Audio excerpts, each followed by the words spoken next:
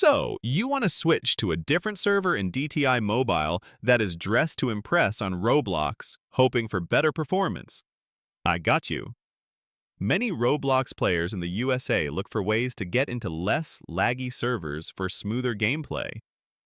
In Roblox games like Dress to Impress, you are usually placed into a server automatically.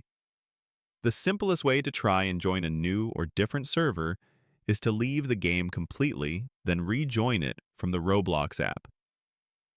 This often puts you into another available server instance. While this can sometimes land you in a less crowded or better performing server, a lag-free experience also depends heavily on your own internet connection and device capabilities, not just the server.